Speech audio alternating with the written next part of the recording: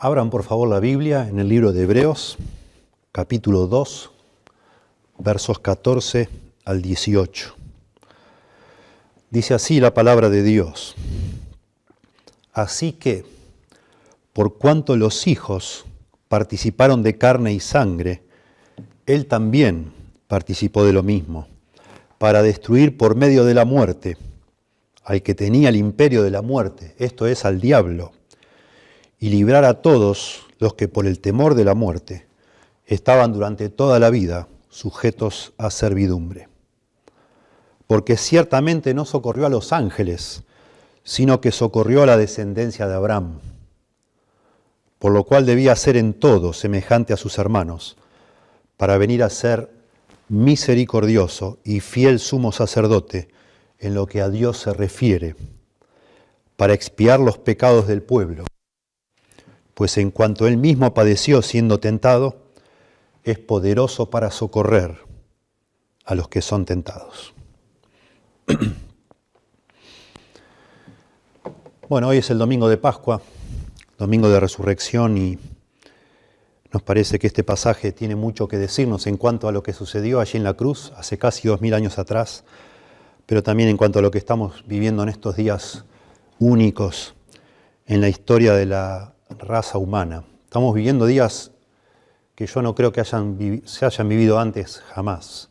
Ha habido otras pandemias, ha habido otros momentos así en la humanidad, ya sabemos, estamos todos informados de eso, pero yo no estoy seguro de que haya sucedido algo parecido a lo que estamos viendo hoy, que el mundo está prácticamente paralizado, globalmente paralizado, por el miedo a la muerte. Hasta hace unas horas atrás se contabilizaba en el sitio de internet donde van sumando todas las muertes, se contabilizaban 112.241 muertes por el llamado COVID-19, el virus COVID-19. A todas estas personas no les sucedió nada que no les iba a pasar en algún momento. Todas ellas iban a morir, solo que ellas no pensaban que iban a morir ni de esa forma ni en ese momento. La verdad es que si nos ponemos a pensar fríamente, no tiene nada de extraordinario que las personas mueran.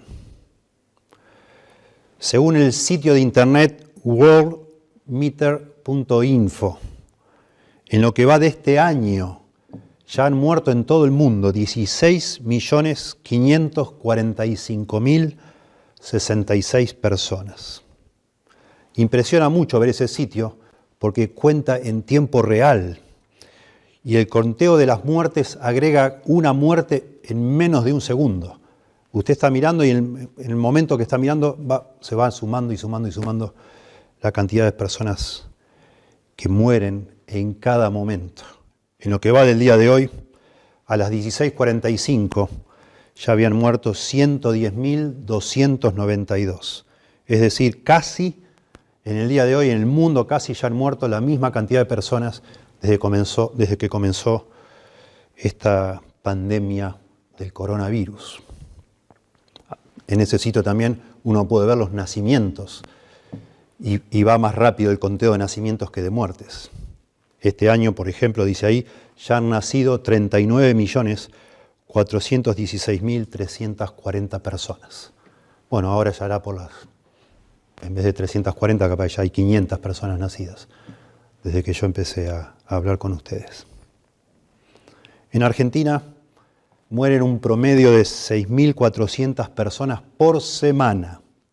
6.400 personas por semana. ¿Están preocupados los argentinos por eso? La mayoría de nosotros no. Simplemente seguimos viviendo sin pensar demasiado en eso. Siempre que nuestro mundo sea cómodo y no tengamos que ver la realidad de la muerte demasiado cerca, estamos bien con eso, no nos preocupa demasiado. Después de todo, tarde o temprano, todo el mundo va a morir. Solo que nos sentimos cómodos cuando mueren de uno a uno y cuando no estamos demasiado conscientes de lo que está pasando. No nos gusta ni cuando mueren muchas personas juntas, ni cuando están las 24 horas del día la mayoría de los canales de televisión hablándonos de la muerte, de la muerte, de la muerte, y de cuántos se infectan y cuántos mueren, y el testimonio de cómo se murió y cómo sufrió, etc. Eso sí que nos perturba, eso sí que nos preocupa, pero la realidad es que todos los seres humanos nacemos con una sentencia de muerte. Todos morimos, todos vamos a morir, y todos lo sabemos. La muerte es el peor enemigo del hombre. Desde niños os escucho en mi familia, en mi casa, hijo, cada vez que se rompía algo, cada vez que se arruinaba algo, cada vez que pasaba algún problema, hijo, no te preocupes, todo tiene solución en la vida, menos la muerte, menos la muerte. Y la Biblia dice, y lo acabamos de leer, que los seres humanos tenemos miedo a la muerte, a pesar de que no estamos dispuestos a reconocerlo todo el tiempo. El 20 de junio de 2013, en un programa de televisión en Argentina, un famoso conductor de radio y un escritor de algunos libros, llamado Alejandro Dolina, tuvo un momento de sinceridad que dejó congelado al que lo estaba entrevistando. Él dijo, el temor a la muerte me ha arruinado la vida. El temor a la muerte me ha arruinado la vida. Y continuó él desarrollando, su interlocutor, un hombre llamado Alejandro Fantino, quedó completamente sorprendido por esa declaración y repreguntó y conversaron bastante sobre eso. Y él dijo, Alejandro Dolina, nunca he podido disfrutar enteramente ningún placer de la vida sin que una voz me susurrara al oído, te vas a morir, te vas a morir. Y peor todavía, continuó Alejandro Dolina, se van a morir todos los que amas. Vos te vas a morir y todos los que amas también se van a morir. Y remató este hombre diciendo, esto arruina cualquier festín, cualquier momento alegre en la vida.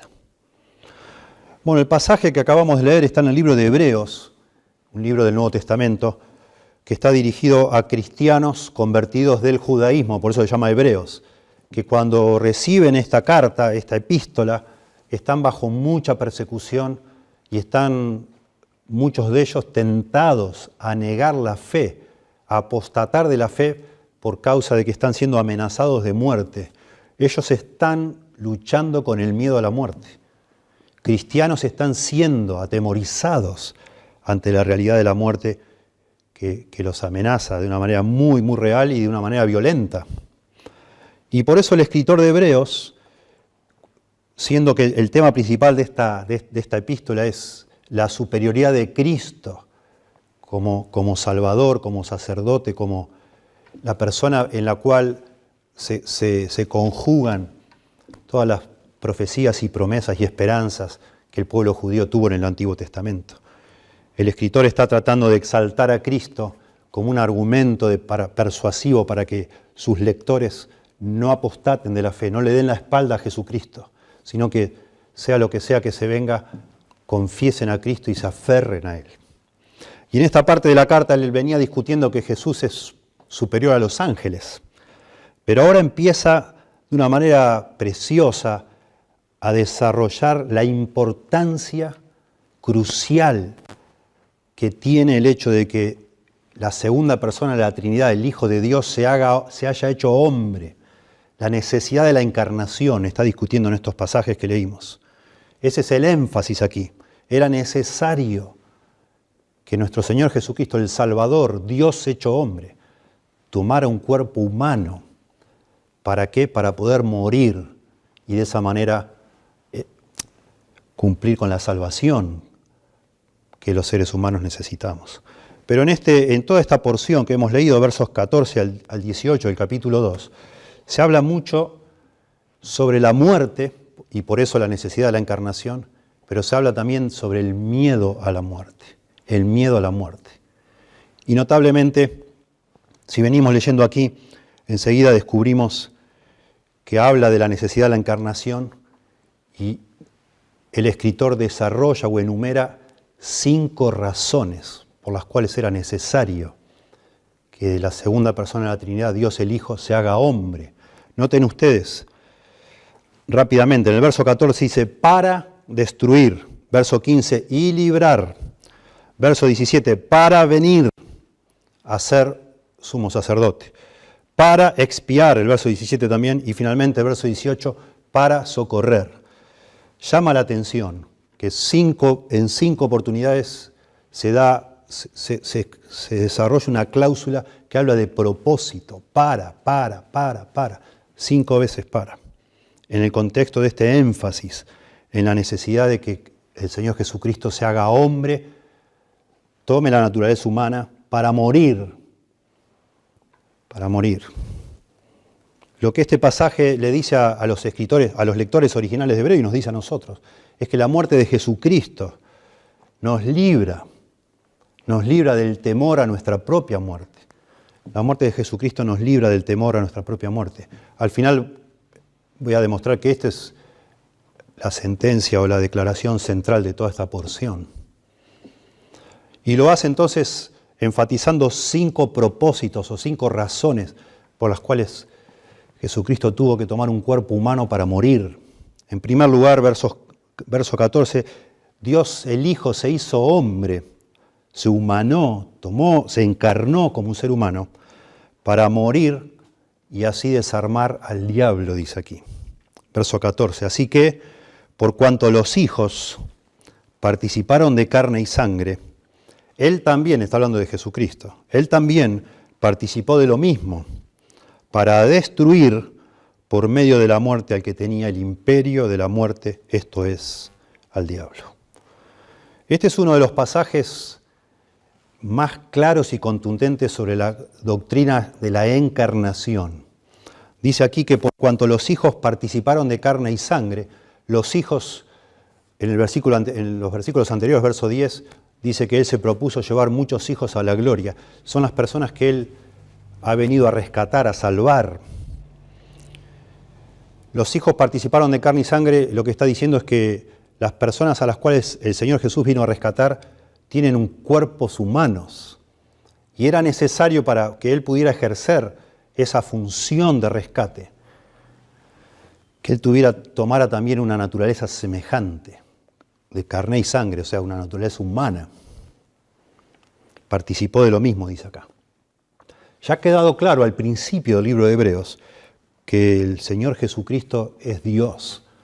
Es Dios, la segunda persona de la Trinidad. Dice allí en Hebreos capítulo 1, versos 2 y 3, en estos postreros días, está hablando de Dios el Padre, nos ha hablado por el Hijo, con mayúscula, a quien constituyó heredero de todo y por quien asimismo hizo el universo, el cual siendo el resplandor de su gloria y la imagen misma de su sustancia, y quien sustenta todas las cosas con la palabra de su poder. Todas declaraciones que hablan de la deidad de Jesucristo. Jesús es Dios, la imagen misma de su sustancia, dice aquí.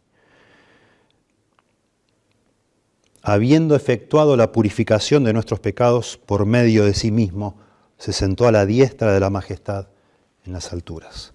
Comienza así el libro de Hebreos, dejando claro, va a enfatizar la humanidad de Jesús, va a enfatizar el ministerio sacerdotal de Jesús como hombre aquí en la tierra, pero dejando claro para que no vaya a confundir tanto énfasis en la humanidad, que no vaya a confundir a nadie de que a lo mejor Jesús se lo está rebajando a la mera condición de hombre, de ninguna forma.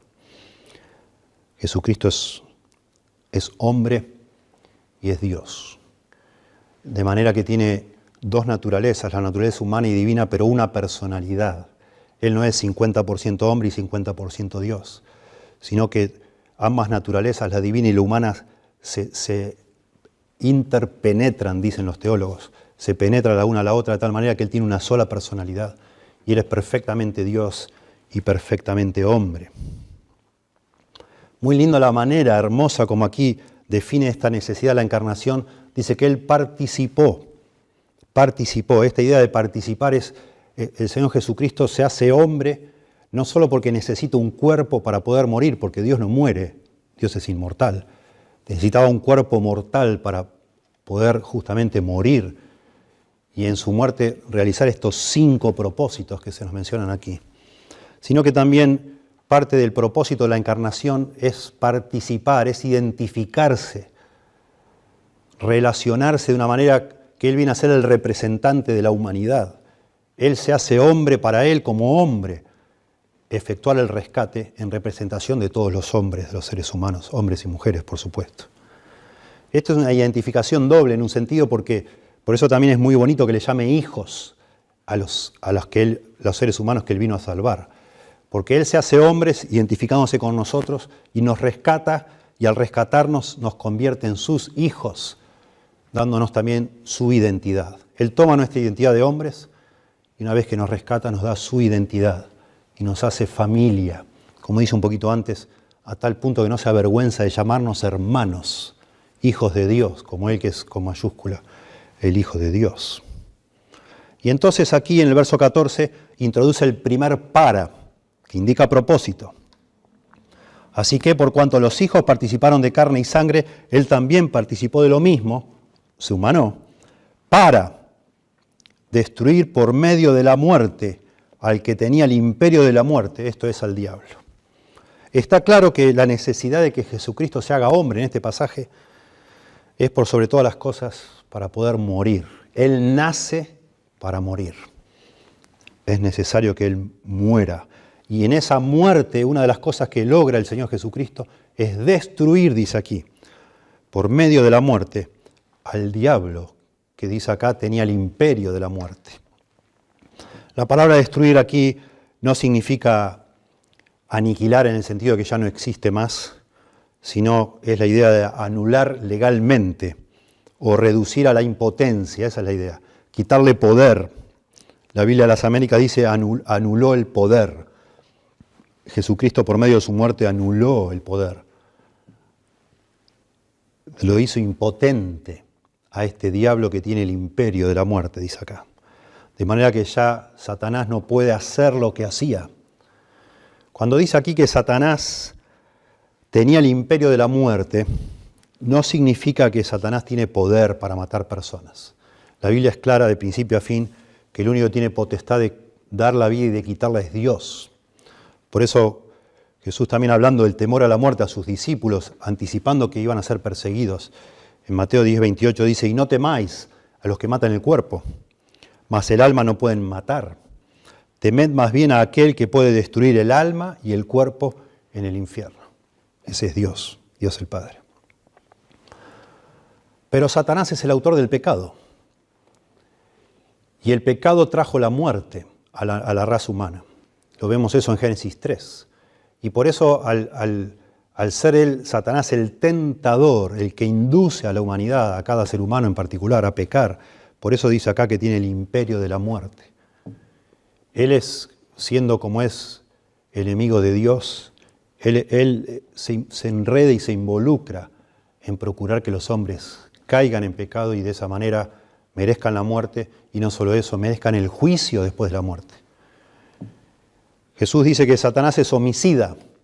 Juan 8:44, le llamó homicida, pero no en el sentido que él de nuevo mata personas, sino que Satanás usa el terror de la muerte para controlar la vida de las personas. El interés principal de Satanás no es matar, sino condenar. Es por medio de sus mentiras, de sus estrategias, de sus artimañas, como dice la Biblia, de sus tentaciones, es procurar que los hombres descuiden el pecado, que los hombres le den la espalda a Dios, que los hombres tengan por poca cosa vivir de una manera autónoma a Dios, porque Él sabe que si una persona vive de esa manera, al morir va a estar perdida para siempre, en la muerte eterna que es el lago de fuego llamado infierno. En ese sentido Él tiene el imperio de la muerte. Él procura que los seres humanos desde que nacen hasta que mueran vivan una vida alejada de Dios, mereciendo una condenación y se pierdan para siempre. El poder que Él tiene para condenar a los hombres no reside en sí mismo. Ese poder es el poder del pecado, pero Él incitándonos a pecar a los seres humanos, logra lo que se propone, que es que nosotros seamos condenados para una muerte eterna, una separación eterna de Dios. De manera que el arma que usa Satanás para tener este imperio de la muerte es justamente el pecado. Con esa arma Él hace su daño, con esa arma Él produce esa destrucción. Él es el tentador. Ahora, si se pudiera de alguna manera desarmar al diablo, quitar esa arma que es el pecado, con la cual nosotros seremos acusados, entonces en esa manera se tendría victoria sobre Satanás. Y bueno, es lo que dice aquí este pasaje. Jesucristo toma cuerpo humano para poder morir en la cruz como un sustituto por los pecados, para, entre otras cosas, desarmar al diablo, quitarle ese poder que tiene el diablo, que lo tiene por causa del pecado. Para lograr esa liberación, entonces, Jesucristo necesita tomar un cuerpo humano para ingresar, por decir así, para poder experimentar la muerte y, habiendo experimentado la muerte, destruir a la muerte, digámoslo así, desde adentro, al resucitar después al tercer día. Al morir en la cruz, Jesucristo muere por los pecados, satisface la justicia y la ira de Dios por causa de esos pecados, de manera que ya los pecados para ciertas personas no van a contar, y también vence a la muerte, siendo Él un ser humano con un cuerpo humano, resucitar al tercer día. De manera que ya ni el pecado ni la muerte tienen ya poder, siendo que son los tres poderes que causan dominio sobre el ser humano, tanto Satanás como el pecado como la muerte. Los tres simultáneamente son desarmados en la obra de Cristo en la cruz. Dice el Señor Jesús, poco antes de la última cena, el mismo jueves en el que a la noche fue apresado, dice en Juan capítulo 12, verso 31, ahora es el juicio de este mundo, ahora el príncipe de este mundo será echado fuera, Satanás, anticipando que él estaba a horas de tener victoria sobre el mismo Satanás. En Colosenses capítulo 2, versos 14 al 15, lo dice de otra manera, también relacionando la victoria sobre Satanás con la limpieza del pecado. Él dice que Jesucristo en la cruz anuló el acta de los decretos que había contra nosotros, que nos era contraria. Hace referencia como a un documento donde están anotados todos los delitos que cada uno de nosotros ha cometido delante de Dios. Él anuló el acta de los decretos que había contra nosotros, que nos era contraria. Dice, quitándola de en medio y clavándola en la cruz, y despojando a los principados y a las potestades, eso es Satanás y todas sus huestes, los exhibió públicamente, triunfando sobre ellos en la cruz. Jesucristo triunfó sobre Satanás y todos sus secuaces, los demonios, en la cruz. En la cruz. Y dice en la Biblia que el pecado es el aguijón de la muerte.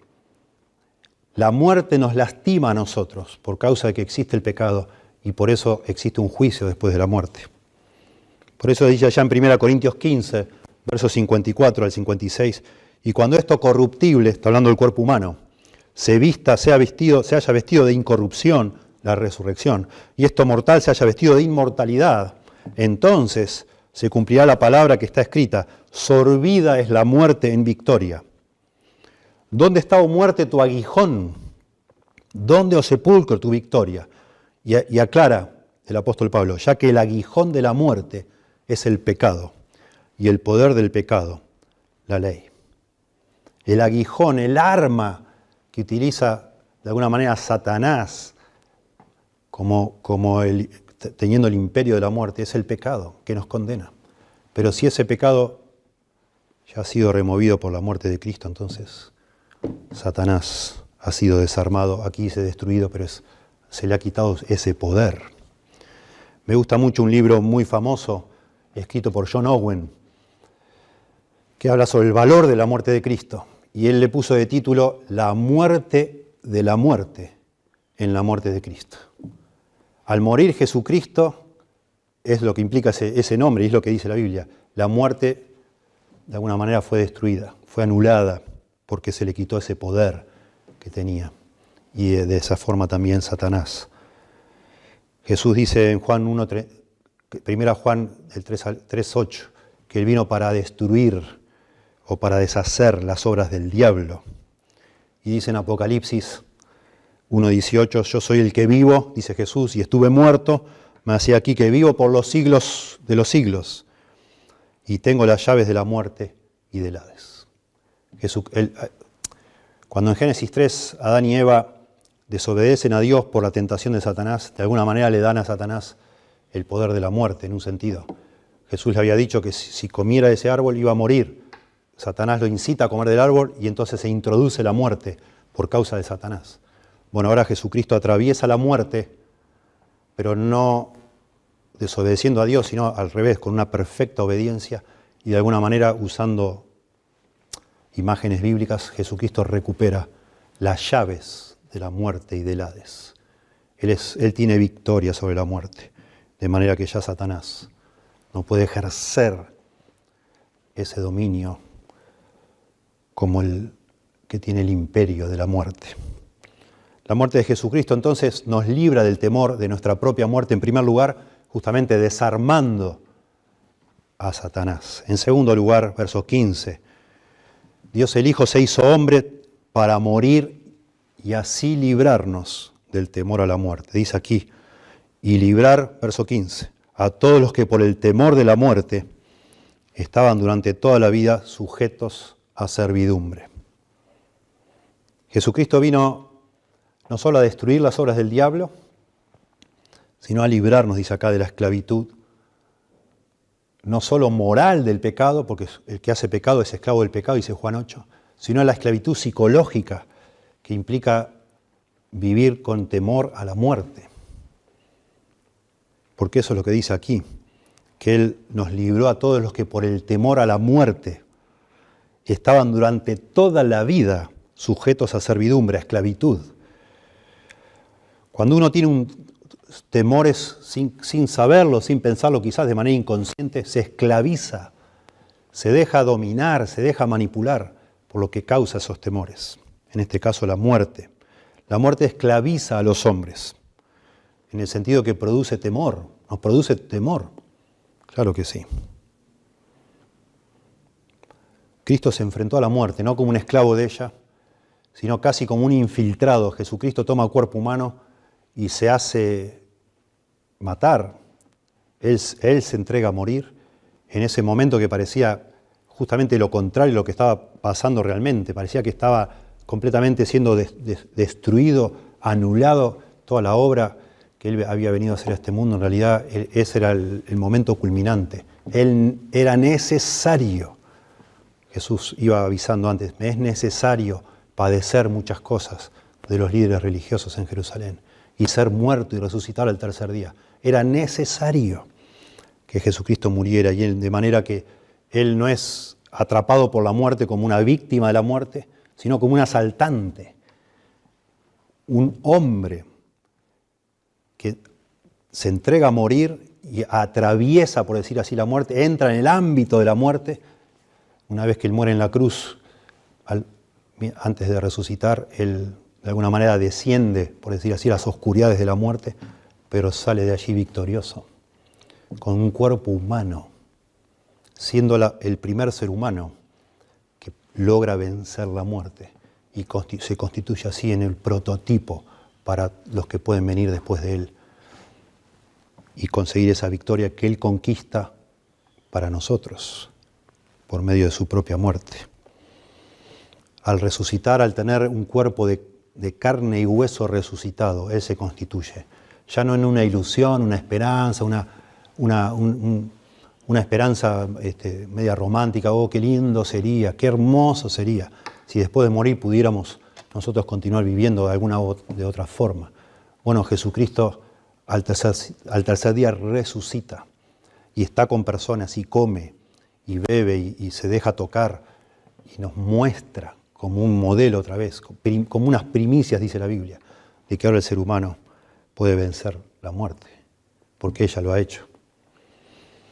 El miedo a la muerte, que dice acá, se podría referir por lo menos a 3 aspectos: a la experiencia de morir, a la preocupación de que no hay vida después de la muerte, o que no hay resurrección después de la muerte, ese temor, y también a la separación eterna de Dios, porque la muerte eso es lo que es, implica separación eterna de Dios. Vamos a ver más adelante en cuanto a las distintas formas que se manifiesta este miedo a la muerte. Pero el Señor Jesucristo dice acá que vino a librarnos del miedo a la muerte, al miedo a la experiencia de morir, miedo a la posibilidad de que no haya vida después de esta muerte, a que no exista la resurrección, y miedo, por supuesto, a la separación eterna de Dios, al juicio de Dios, que viene después de la muerte.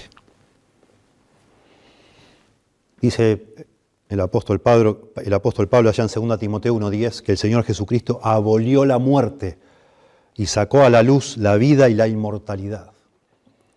Eso es lo que Él vino a hacer por nosotros, y al haber tenido Él victoria sobre la muerte, Él nos confiere esa victoria de manera que no es necesario ya tenerle miedo a la muerte. Nos libra de ese temor de la muerte, no de la muerte, porque vamos a morir igual. Eso está más que claro, todos moriremos algún día. Salvo algunos, nos habla la Biblia cuando el Señor venga, cuando el Señor venga por segunda vez a la tierra, y los que estén vivos serán transformados en un abrir y cerrar de ojos y no experimentarán la muerte, aunque sí una transformación física de este cuerpo indigno de humillación a un cuerpo de gloria, dice la Biblia. Pero en general, la experiencia normal sigue siendo que todos vamos a morir, pero ya la muerte cambió su identidad. Ya para los que estamos en Cristo, la muerte es casi como un sueño. Ya no es algo a lo cual deberíamos temer, aterrorizarnos. Por eso Pablo dice, 2 Corintios 5:8, pero confiamos y más quisiéramos estar ausentes del cuerpo y presentes al Señor. Más quisiéramos, dice Pablo, estar ausentes de este cuerpo y presentes con el Señor. Porque esa es la esperanza de un cristiano, que en el momento de morir, en ese instante, en un abrir y cerrar de ojos, estará con el Señor. Por eso también dicen allá a los filipenses, en el contexto Pablo estaba preso, esperando una condena, que después resultó que no fue tal, sino unos años después. Pero dice en Filipenses 1:21, para mí el vivir es Cristo y el morir es ganancia. Y un poco más adelante el verso 23 dice, teniendo deseo de partir y estar con Cristo, lo cual es muchísimo mejor. Pablo piensa en la posibilidad de la muerte y se da cuenta que es mejor si el Señor se lo lleva. Es ganancia, morir es ganancia para un creyente hoy, por todo lo que le espera, porque ya no hay condenación para los que están en Cristo Jesús, porque ya sabemos que estamos bien con Dios, que somos aceptos en el amado, dice Efesios capítulo 1. Que está todo bien con Dios, estamos bien con Dios, con el juez de toda la tierra. Todo está arreglado, estamos a cuentas, no hay culpa por lo que hizo Cristo en la cruz. Sabemos que el Señor nos está esperando con un abrazo en el cielo, que Dios ha preparado moradas para los creyentes, los que hemos puesto nuestra confianza en Jesús. Y sí reconocemos que somos pecadores, claro que sí, pero creemos que nuestros pecados han sido todos cubiertos por la sangre de Cristo que se derramó en esa cruz. De manera que no hay que temer. Podemos morir tranquilos, que nos espera la gloria, la intimidad personal con el Señor que nos salvó, de ahora y para siempre. Está todo bien en ese sentido. Por supuesto que la muerte todavía puede ocurrir y va a ocurrir, pero ya no es lo mismo con el Señor. Y es muy lindo, no puse aquí en mis notas, pero es muy interesante.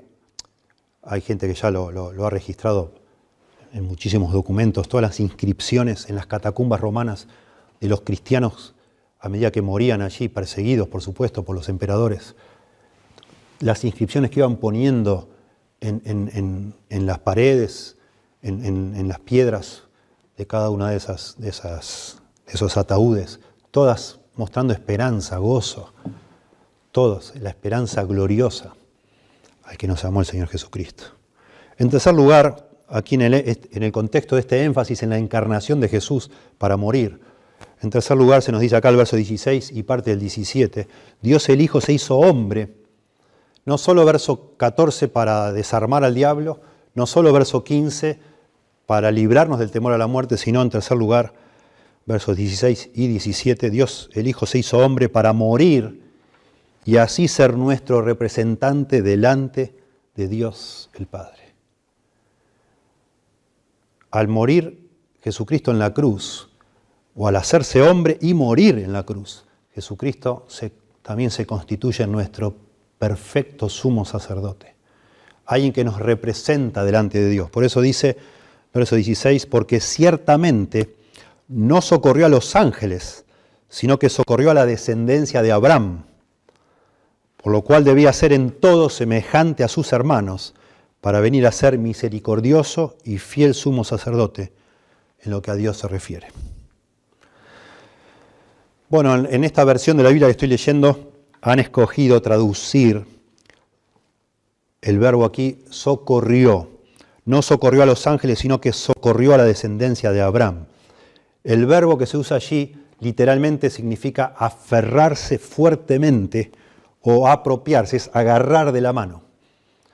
Literalmente podría leerse acá, porque ciertamente no agarró a los ángeles, sino que agarró a la descendencia de Abraham. Bueno, el verbo se puede traducir de manera no literal como ayudar, como dar una mano. Nosotros decimos dar una mano. Aquí es lo que han elegido los traductores de esta versión y de muchas otras, que este agarrar tiene que ver con dar una mano. Y dice, no socorrió a los ángeles, sino que socorrió a la descendencia de Abraham, como diciendo el Señor, cuando vino a este mundo no se hizo un ángel para rescatar a los ángeles caídos, sino que se hizo un ser humano para rescatar a los seres humanos, sería la idea. Pero, sin embargo, hay objeciones a esa forma de traducir, porque Él no vino a rescatar solo a los descendientes, o como dice acá, a la simiente de Abraham. Él vino a rescatar a personas también que no son judías. Parece que acá, en lugar de estar hablando del propósito de la encarnación, está hablando del hecho de la encarnación. Y entonces tomar literalmente, la idea sería que, porque ciertamente Jesucristo no tomó la forma de un ángel, no se hizo semejante a los ángeles, porque los ángeles no mueren tampoco, sino que se hizo de la descendencia de Abraham. Él tomó un cuerpo humano y específicamente de una persona judía. Jesucristo nació dentro de la raza judía, la raza hebrea, como descendiente de Abraham y descendiente de David. Así empieza el Evangelio según Mateo. Así debía ser. Jesucristo era necesario que tomara la forma de un ser humano, se identificara con los seres humanos para poder morir por ellos, pero especialmente también que ese ser humano sea un judío, porque las promesas se habían hecho a los judíos, al pueblo judío. No porque los demás pueblos fueran inferiores, no, para nada. Porque así es como Dios desarrolló el plan de la salvación. Si Jesús se hubiera humanado como una persona de otra raza, que no hubiera recibido todas las promesas y toda la instrucción que recibió el pueblo judío, ¿quién iba a entender lo que estaba haciendo? Nadie. Sin embargo, lo hizo como un judío, para a través del pueblo judío, que exista la salvación para todas las razas y todos los pueblos. Es lo que dice aquí. Porque ciertamente o verdaderamente, esto es algo cierto, no tomó la forma de los ángeles o no se identificó con los ángeles, sino que lo hizo con la descendencia de Abraham. Tomó la forma de un hombre, de un ser humano judío. Por lo cual, verso 17, debía ser en todo semejante a sus hermanos. Noten qué interesante aquí cómo, continuando la idea, dice debía ser, hablando de una necesidad. Es algo que es una obligación. Era imposible otra vez que Jesús muriera si no tomaba la forma de un ser humano. Debía ser en todo semejante a sus hermanos. Ese es el énfasis en la Biblia, que nuestro Señor Jesucristo no vino como un espectro, digamos así, como una imagen de algo simulado, sino realmente Él tomó la naturaleza humana. Por eso dice, debía ser en todo semejante a sus hermanos. Interesante que a los hombres les llame hermanos. Eso también viene del contexto anterior. Y de nuevo habla de esa identificación. Es sinónimo con esto de hijos, del verso 14. Porque de alguna manera los que somos salvados por el Señor Jesucristo se nos considera hermanos, porque somos hijos del mismo Padre, de Dios el Padre. Maravilloso. Y se enfatiza en la Biblia entonces esto de la semejanza. Dice el apóstol Pablo allá en Filipenses 2:7 que el Señor Jesucristo se despojó a sí mismo, tomando forma de siervo, hecho semejante a los hombres. Hecho semejante a los hombres. Lo mismo dice allá en Romanos 8:3. Dios enviando a su Hijo en semejanza de carne de pecado, y a causa del pecado, condenó el pecado en la carne. Coincide el testimonio de las Escrituras en todas partes, que el Señor Jesucristo fue 100% hombre, pero sin pecado. Esa salvedad no se hace aquí, pero sí lo va a hacer más adelante el escritor de Hebreos, que el Señor Jesucristo fue semejante a nosotros en todo, pero sin pecado. Dice Hebreos 4:15, fue tentado en todo según nuestra semejanza, pero sin pecado. Y Hebreos 7:26 dice, porque tal sumo sacerdote nos convenía, santo, inocente, sin mancha, apartado de los pecadores y hecho más sublime que los cielos. Necesitábamos, si íbamos a tener salvación, si un ser humano iba a representarnos a nosotros delante de Dios, necesitábamos que ese ser humano sea Dios hombre, sea Dios en el sentido de no tener pecado, en el sentido de ser fiel, de cumplir perfectamente todo lo que Dios exige de los hombres, pero necesitábamos que sea hombre para identificarse con nosotros, que sea semejante a nosotros en todo, porque entonces de esa manera Él califica para ser nuestro sacerdote, que es lo que significa ese alguien que nos representa, que intercede por nosotros delante de Dios. Un sacerdote representa a la humanidad ante Dios. Pero para que un sacerdote pueda ser sacerdote, se nos enfatiza aquí en el libro de Hebreos, debe ser un ser humano. No puede ser un ángel. Tiene que ser alguien igual a nosotros.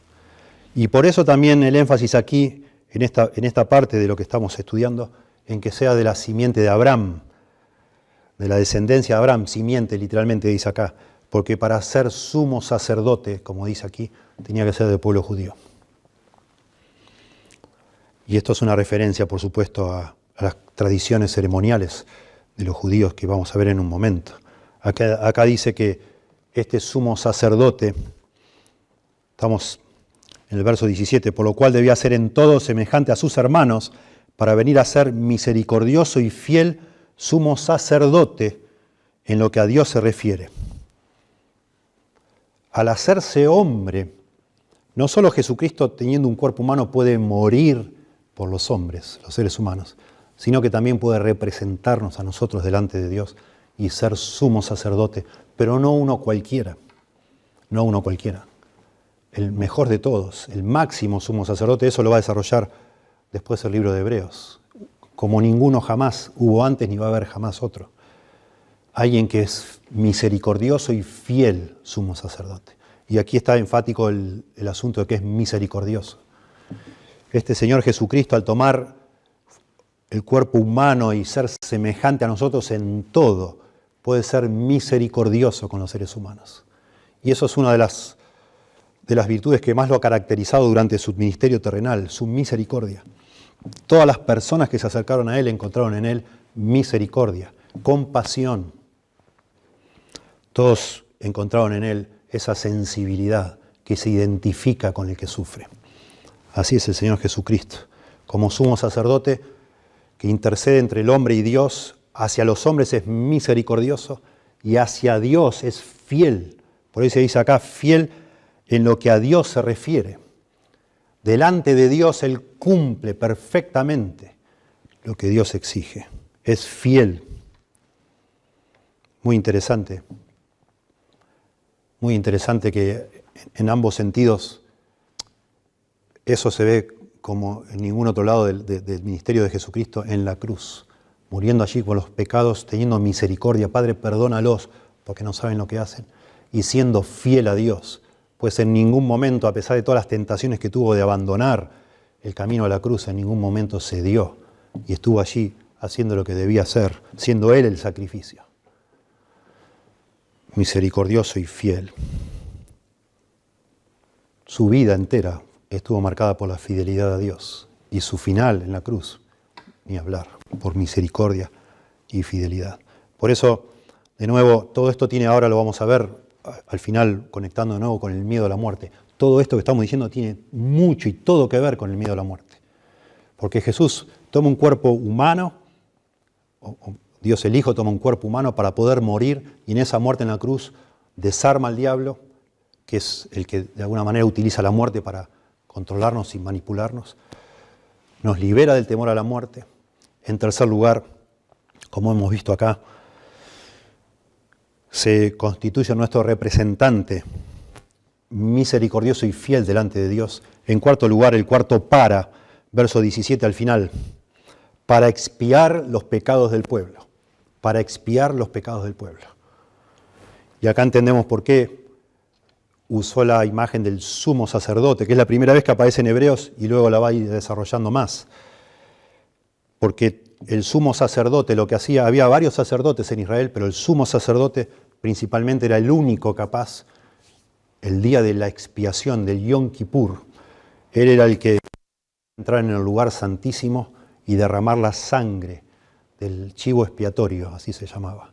El que representaba a todo el pueblo de Israel era sacrificado y con esa sangre se rociaba la sangre sobre la tapa del arca que se llama el propiciatorio, cubriendo la sangre, cubriendo la tapa del arca, el propiciatorio con la sangre de ese cordero inocente para que Dios expiara los pecados del pueblo, para que Dios pasara por alto, no tomara en cuenta los pecados de su pueblo. Por eso dice acá, para expiar los pecados del pueblo. Eso es lo que hace el sumo sacerdote una vez al año.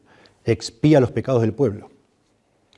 Pero a diferencia del sumo sacerdote, este sumo sacerdote que es misericordioso y fiel, no solo él de alguna manera ejecuta la expiación, sino que él es ese cordero. Él es ese chivo expiatorio, el cordero de Dios que quita el pecado del mundo. Y a eso se refiere aquí. La palabra pecados es clave en todo el libro de Hebreos y en toda la Biblia. Este es nuestro gran problema. Por causa del pecado es que tenemos este problema con la muerte. Por causa del pecado es que tenemos el problema con Dios. Ese es el gran problema del hombre, el pecado. Y el Señor Jesucristo vino a este mundo justamente como habíamos leído acá en el capítulo 1, verso 3. Ya lo leí, pero lo recuerdo. El cual siendo el resplandor de su gloria y la misma imagen de su sustancia y quien sustenta todas las cosas con la palabra de su poder, habiendo efectuado la purificación de nuestros pecados por medio de sí mismo. Esto es clave aquí. Él es el sumo sacerdote que efectúa la purificación, pero por medio de sí mismo. Por medio de sí mismo, es tremendo. Tremendo de pensar. Tremendo de pensar. La palabra acá, expiar, hilaskesai, en griego en realidad es propiciar. Propiciar. Pasa que muchas versiones traducen expiar porque la palabra propiciar, estrictamente hablando, significa aplacar la ira de Dios. Eso es propiciar. Y en general no trae connotaciones o es fácil de distorsionarse esa idea con las ideas falsas de los dioses paganos de un dios airado que necesita sangre de animales para que se calme su ira. Y eso no es así en la Biblia.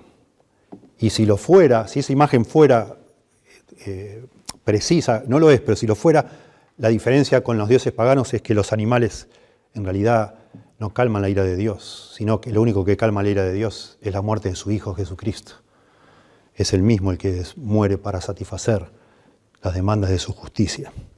La idea de propiciar estrictamente es calmar la ira de Dios, pero en forma más amplia se usa en la Biblia también para la idea de conciliar, de reconciliar, de satisfacer las demandas de Dios. De alguna manera, lo que hace Cristo al morir en la cruz es cumplir con lo que Dios demanda del ser humano y al hacerlo en nombre de nosotros, de esa manera Dios, la justicia de Dios queda satisfecha y Dios entonces puede perdonar el pecado del pueblo. Eso es lo que es. Eso es lo que se hacía en el día de expiación, un cordero inocente que moría por todos y esa sangre que era derramada en el propiciatorio. De manera que Dios, cuando miraba dentro de ese baúl, que es el arca, estaba la ley, los 10 mandamientos que nos acusan a los seres humanos, porque nadie los puede cumplir. Pero Dios miraba desde el cielo y allí estaba esa tapa de oro cubierta de sangre del cordero. Y esa sangre cubre los pecados de la humanidad o los pecados del pueblo en este caso. Dios ve la sangre y pasa por alto, esa es la idea. Así como en la primera Pascua pasó el ángel de la muerte y vio la sangre en los dinteles y pasó por alto. Eso es lo que significa Pascua, Pesaj, pasar por alto. Jesucristo, que es nuestra Pascua, derramó esa sangre en la cruz para que entonces Dios pasara por alto los pecados de las personas que se recubren con esa sangre, no de toda la humanidad. Y en quinto lugar, en el verso 18 parece que agrega un asunto que no tiene nada que ver o que en comparación es mucho menor. Acabamos de considerar quizás el tema central de lo que sucedió en la cruz, que es la expiación de los pecados, final del verso 17, y ahora parece que pasa a un asunto más pastoral, no tan soteriológico, digamos, no tan teológico, sino más pastoral. Y dice, pues en cuanto él mismo padeció siendo tentado, es poderoso para socorrer a los que son tentados. Al decir pues, verso 18, conecta con lo que viene en el verso 17. Y en el verso 17 está hablando de la muerte, de la expiación, la muerte en la cruz de Cristo. Pues en cuanto él mismo padeció en la cruz, siendo tentado, es poderoso para socorrer a los que son tentados. Aquí el autor no está pensando en las tentaciones en general, sino de ciertas tentaciones en particular, específicas, que están relacionadas con el sufrimiento de Jesucristo. Acá no está diciendo que Jesucristo sufrió por las tentaciones, sino lo contrario, que fue tentado por su sufrimiento. Y en ese sentido Él es poderoso para socorrer a los que son tentados. Recuerden que esto está escrito para creyentes que están siendo tentados a abandonar la fe o a negar la fe por causa de la amenaza de muerte, por la persecución. Y por eso el autor desarrolla aquí lo importante que es el efecto de la muerte de Cristo en la cruz para librarnos del temor a la muerte. Y ese temor a la muerte implica tentaciones ante la perspectiva de morir. Y de eso está hablando aquí. Por eso decimos en quinto lugar, Dios el Hijo se hizo hombre para morir y así asistirnos en la hora de nuestra muerte. Dios el Hijo se hizo hombre para morir y así asistirnos en la hora de nuestra muerte. Esto es lo que está hablando aquí.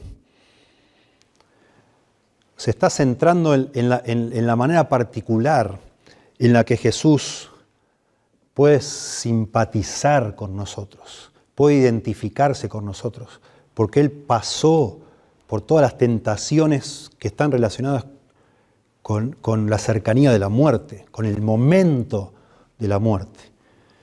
Él puede auxiliarnos a ese temor. Como hablábamos hoy nosotros, y vamos a desarrollar en un momento, el temor a la muerte tiene muchas facetas. Es parte el temor al juicio que viene después de la muerte, pero también es parte del temor a las circunstancias que van a rodear esa muerte. Bueno, la muerte de Jesús fue horrenda. Quizás, yo no lo sé, quizás parte de la psicosis, esta histeria que hay alrededor del coronavirus tiene que ver con la manera horrenda en que mueren las personas, que casi no pueden respirar. Con las salas de terapia intensiva abarrotadas sin lugar y doctores teniendo que decidir a quién le dan el respirador y a quién no lo dan. Y todos creo que tratamos, o todos de alguna manera o de otra en estos días, nos hemos imaginado lo que sería morir sin un respirador o aún con uno de ellos. Gente que da testimonio del dolor impresionante, etc. Y eso de alguna manera implica para nosotros una tentación a querer evitar como sea ese tipo de muerte. Bueno, los hebreos a los cuales iba dirigida esta carta, las iglesias de judíos convertidos estaban enfrentando muertes terribles, la amenaza de muertes terribles, y estaban siendo tentados a evitar eso como sea y a negar la fe. Bueno, Jesucristo, Él también fue tentado como hombre. Él también tuvo varias oportunidades a lo largo de su ministerio de evadir esa muerte. Y es notable cuando lo seguimos al Señor a lo largo de su ministerio, cómo se le fueron presentando varias veces atajos para no ir a la cruz, tentaciones. Acuérdense cuando el Señor les comienza a explicar a los discípulos que le era necesario padecer mucho y morir y resucitar al tercer día, cuando Pedro le dice allá en Mateo 16, Señor, ten compasión de ti, en ninguna manera esto te acontezca. Dice, comenzó a reconvenirle, a advertirle seriamente, con fuerza. No, Señor, no, de ninguna manera. Y el Señor le responde, apártate de mí, Satanás, porque me eres tropiezo, identificando las palabras de Pedro como una tentación a evitar la cruz. Y eso lo vemos después. Quizás nunca lo hemos pensado así, pero todos los acontecimientos que llamamos la pasión de Cristo, todos esos eventos que de alguna manera están alrededor de la muerte de Cristo, no nos dan salvación. No fueron necesarios para que nosotros recibamos salvación. No era necesario que lo escupan, no era necesario que le den de bofetadas, que le den látigos en la espalda, no era necesario que lo desnuden, que se burlen, no era necesario todo eso. Todas esas cosas fueron tentaciones diabólicas para que Él no fuera a la cruz, para que Él se saliera de esa situación. Su muerte fue horrenda, ya morir en una cruz es horrendo, según nos dicen los que saben, pero todas las circunstancias previas fueron horrendas también. Todos esos eventos, las burlas, las escupitajos, los puñetazos, cada una de esas cosas fueron tentación tras tentación tras tentación para evitar la cruz. Como cuando Pedro saca la espada y le corta la oreja al centurión y Jesús le dice, por favor, guarda la espada. Si yo quisiera, llamaría a mi Padre y Él mandaría legiones de ángeles para matar a todas estas personas. En todo momento Jesús fue capaz de salir de donde estaba. Si eres hijo de Dios, bájate de la cruz y creeremos en ti, le dice la multitud. Tentación, tentación. Eso es lo que está diciendo acá Hebreos, que mientras Él sufría como hombre, estaba siendo tentado y soportó. Y por eso Él es capaz de auxiliarnos a nosotros cuando llegue el momento de nuestra muerte. Cuando lo vemos a Jesús en el jardín de Getsemaní, orando, Padre, si es posible, pasa de mí esta copa, pero no se haga mi voluntad sino la tuya. 3 veces orando igual, de esa forma. Podemos ver la humanidad de Jesús, Él realmente luchando con la muerte que en horas iba a sufrir y lo que eso implicaba. Y por eso, porque Él pasó como hombre, de nuevo, la importancia de la encarnación, porque Él como ser humano atravesó ese momento y tuvo victoria sobre esas tentaciones, Él es poderoso, dice acá, es capaz para ayudarnos a los que estamos siendo tentados en el momento de nuestra muerte. De eso está hablando aquí. Estaba leyendo de la Academia Militar de West Point, en Estados Unidos. Creo que todos hemos visto alguna que otra película sobre cómo es eso, y me imagino que en cada parte del mundo es igual. Cuando entran los nuevos cadetes o aspirantes a cadetes, les hacen un entrenamiento muy riguroso, los someten a unas presiones tremendas físicas, emocionales. Durante semanas, las primeras semanas o meses, los tienen como locos, haciendo todo tipo de destrezas y de esfuerzos extremos. Y leía que en West Point ellos tienen toda una serie de consejeros para asistir a estos candidatos a ser soldados en esos días, porque ellos saben muy bien que durante esas semanas, a medida que aumenta la presión, todos están tentados a abandonar, a irse, a volverse a sus casas, a no seguir. Y entonces, en lugar de tener generales o personas de cierta edad con ya mucha experiencia que les den consejos, los consejeros que disponen para estos muchachos y chicas son los que se han recibido, los últimos que se han recibido. Es decir, que hace muy poquito han pasado por ese mismo lugar, que son jóvenes, que se pueden identificar con lo que está pasando, que les pueden contar, mirá, yo también el año pasado cuando estuve acá me pasó esto, lo otro, vas a ver, aguantá, no te vayas. Muy interesante. De alguna manera es lo que está diciendo acá el escritor de Hebreos. Jesús estuvo ahí. Él sabe lo que es el miedo a la muerte. Él sabe lo que es la presión y el terror que nos puede llegar a inundar momentos antes de morir, una muerte terrible. Una muerte que implica una agonía previa. Tremenda. Un teólogo llamado Wayne Grudem ofrece una interesante analogía de una obstetra, dice, que escribe un libro sobre cómo tener un bebé. Y bueno, interesante el libro, pero qué interesante sería si ella después un día, aparte de ser obstetra y saber sobre bebés, ella tiene también un bebé. Y entonces, además de su experiencia como obstetra, de ver muchos nacimientos, puede contar también de ella experimentando en carne propia cómo es tener un bebé. Ese libro sería mucho más valioso para mujeres embarazadas que solo si fuera algo teórico. Eso es lo que está diciendo aquí el escritor de Hebreos, y de una manera también preciosa transforma todos estos argumentos no solo en una de las porciones más teológicas del Nuevo Testamento en cuanto a la humanidad de Jesús, sino también pastorales. Este es un pasaje pastoral que está escrito aquí para ayudar a las personas que están enfrentando la posibilidad de morir. Él es poderoso para socorrer a los que son tentados. En la Biblia se nos dice que Dios nos va a dar gracia para el oportuno socorro. Y es la experiencia de muchos que han muerto por el Señor, y tenemos, gracias a Dios, mucho escrito en la historia del cristianismo de personas que han muerto por Cristo, y cómo en el momento apropiado, en el momento justo, cuando llegó el momento de morir, el Señor les asistió, dándoles gracia, fortaleciéndolos, consolándoles, para que mueran en paz, sin negar al Señor. Déjenme, para concluir este sermón, leer algo extenso, pero que pienso que es valioso.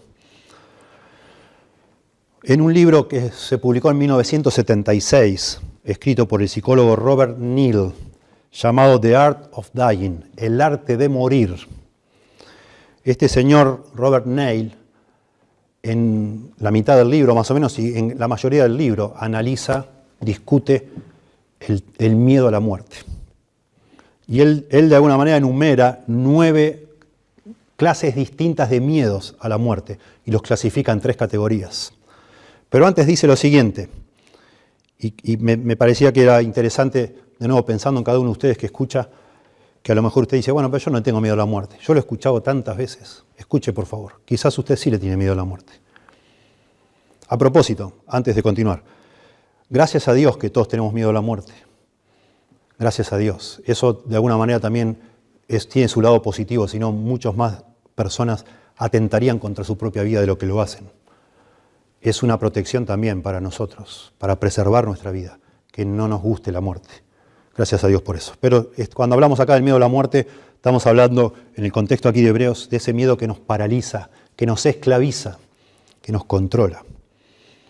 Dice este psicólogo, el miedo a la muerte no es una respuesta simple con causas simples. Tiene muchos componentes y es una reacción diferente para cada uno de nosotros.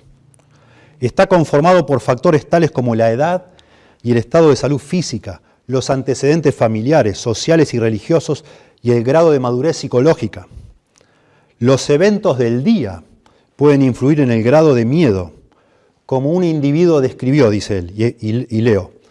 La muerte, dice esta persona hablando de sí misma, es a veces amenazante como el infierno, tanto que parece que uno no podría resistirlo, pero en otras ocasiones parece menos amenazante.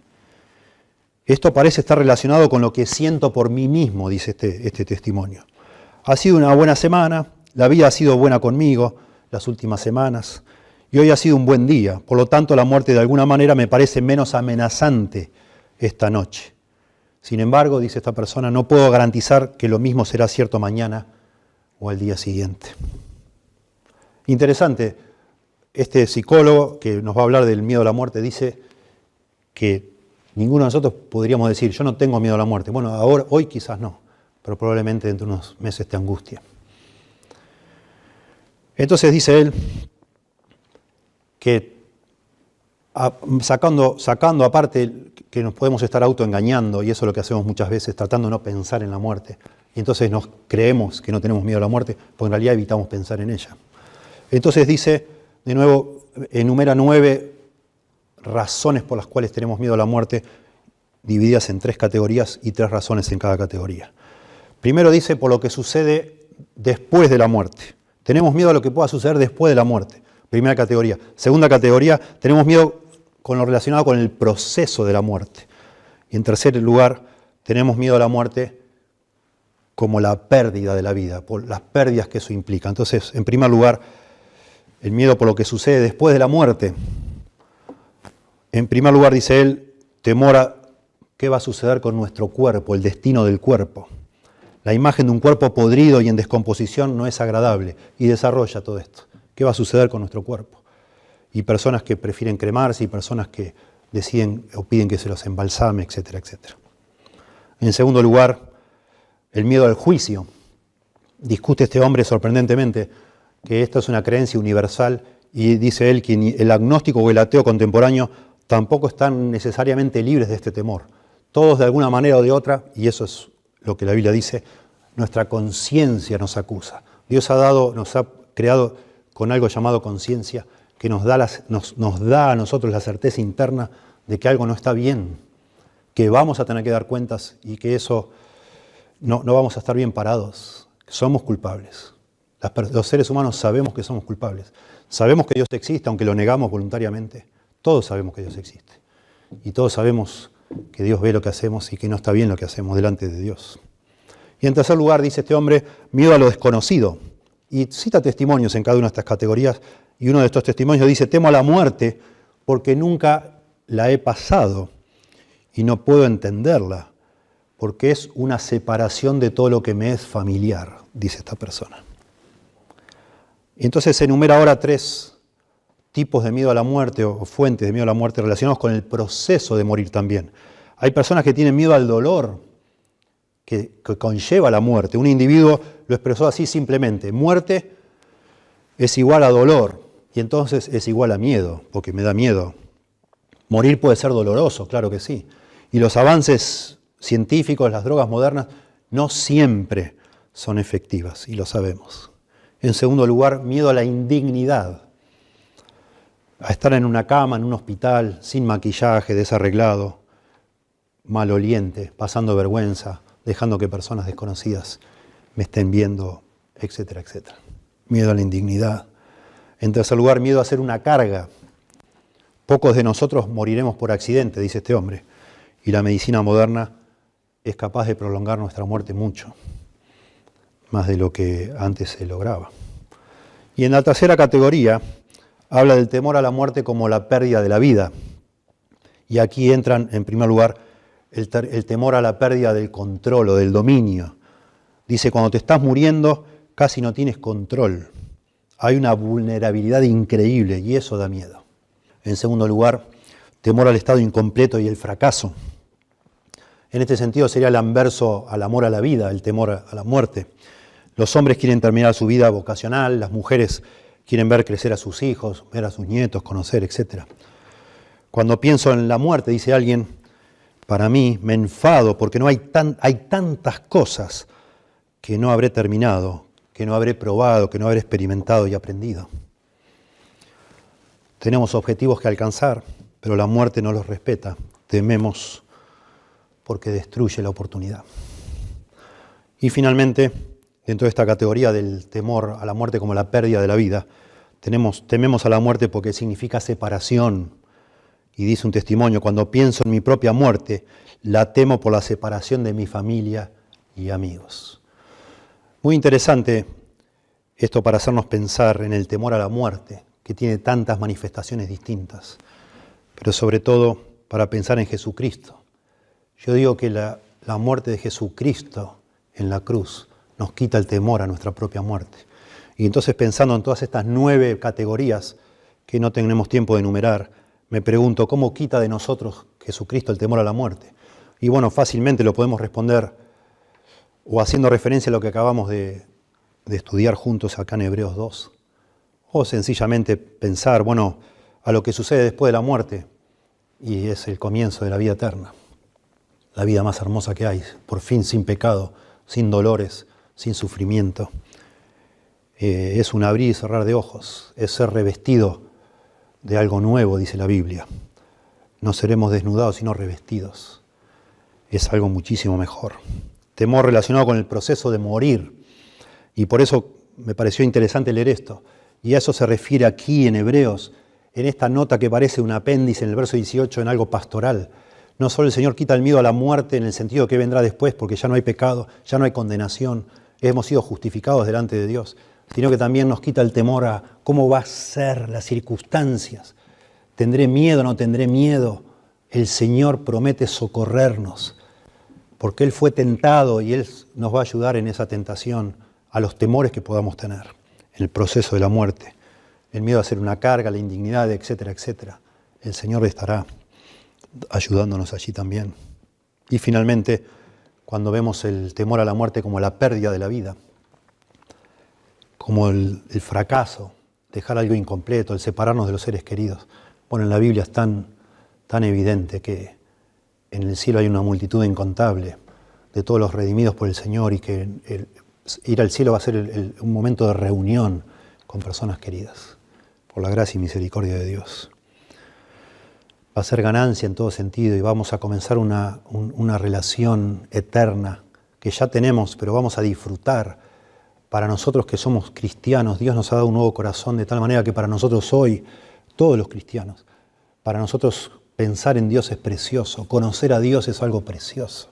Nos satisface el alma, el corazón, conocer a Dios. Y es la perspectiva de estar eternamente relacionados con Dios, viendo al que murió y resucitó por nosotros, pudiendo adorarle, eso para nosotros es algo precioso, precioso. Pero podemos contestar esta misma pregunta, ¿cómo nos ayuda Cristo en el temor a nuestra propia muerte? Bueno, en este texto dice, desarmando a Satanás, quitando de nosotros el pecado que es el aguijón de la muerte, constituyendo en un fiel y misericordioso sumo sacerdote que intercede por nosotros. Porque aún después de habernos salvado, nosotros seguimos pecando. Y si alguno hubiere pecado, dice bien a Juan, abogado tenemos para con el Padre a Jesucristo el justo. Tenemos alguien que intercede por nosotros delante de Dios todo el tiempo, cubriendo nuestros pecados con su preciosa sangre, expiando o propiciando los pecados de su pueblo y auxiliándonos pastoralmente en el momento de morir. Además, Cristo nos ha ayudado, nos ha librado del temor de la muerte, cambiando el propio carácter de la muerte. Ya el morir para nosotros es un dormir.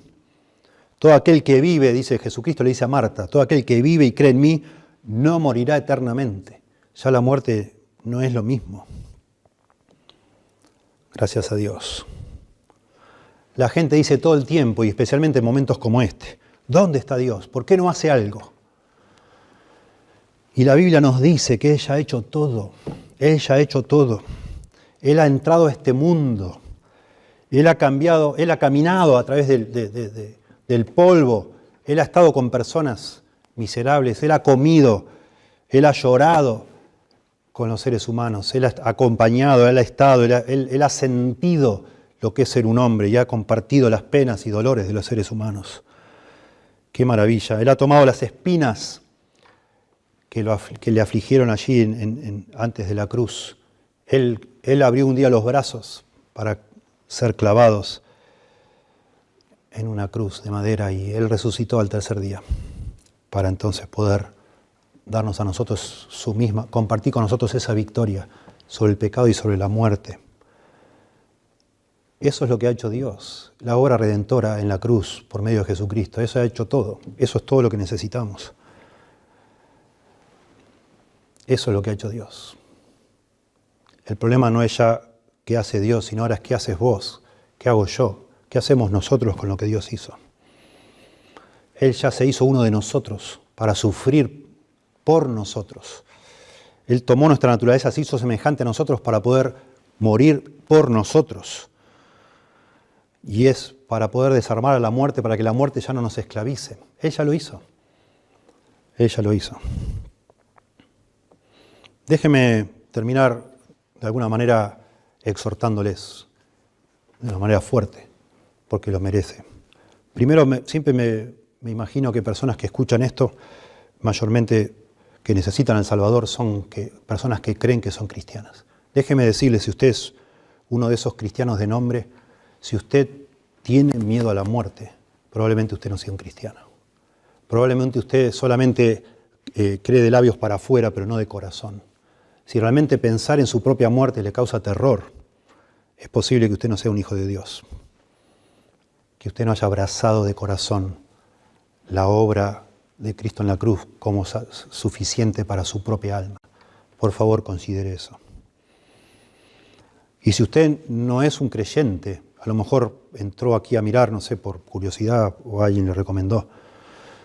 Mire, Este libro de Hebreos, donde sacamos esta porción, es muy fuerte, muy fuerte. Otra vez, porque está dirigido a personas que están considerando la posibilidad de darle la espalda a Dios, a la Biblia, a Jesucristo, a la iglesia, a todo. Y entonces habla muy fuerte.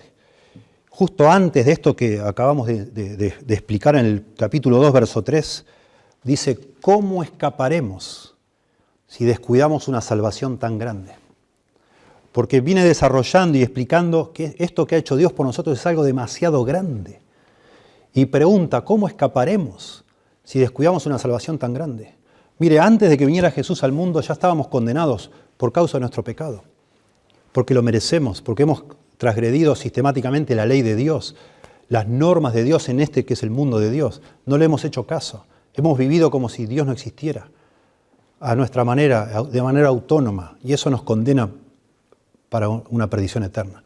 Pero ahora que vino Jesús e hizo todo lo que hizo por nosotros, ¿cómo escaparemos? Dice acá, si descuidamos una salvación tan grande.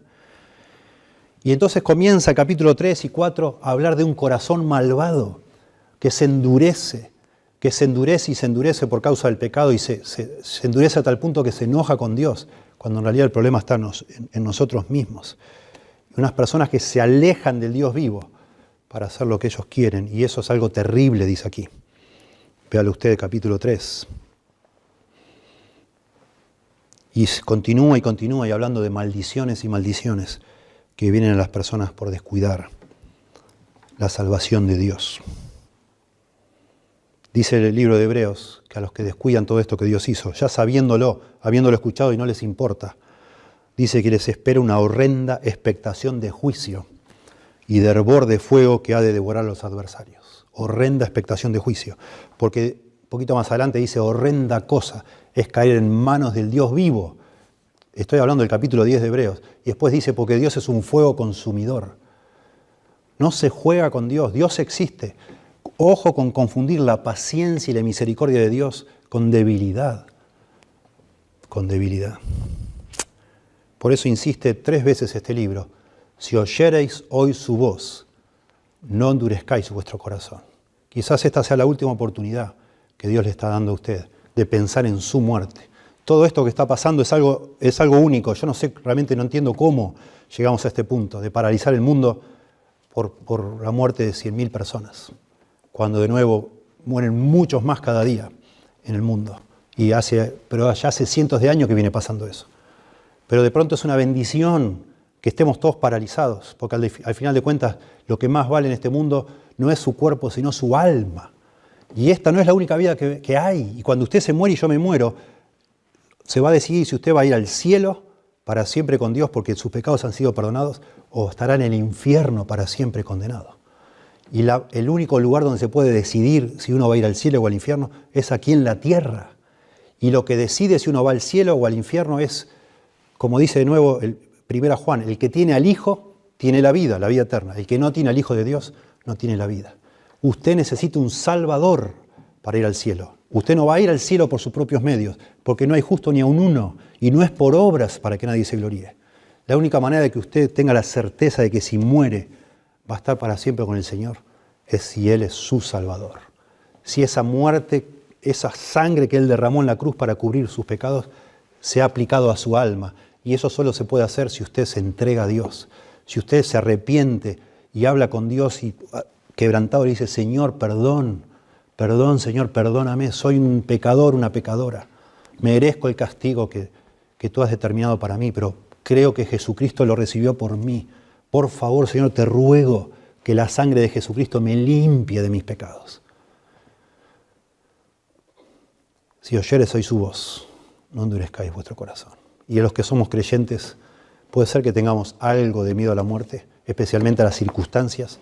El Señor sabrá darnos gracia para el oportuno socorro. Él es capaz, por medio de su Espíritu Santo, de consolarnos. Él intercede por nosotros y Él es capaz de auxiliarnos en el momento que el Señor decida que es tiempo ya de partir. Te damos gracias, Dios, por tu palabra. Por favor, háblanos a cada uno de acuerdo a nuestra necesidad, Señor.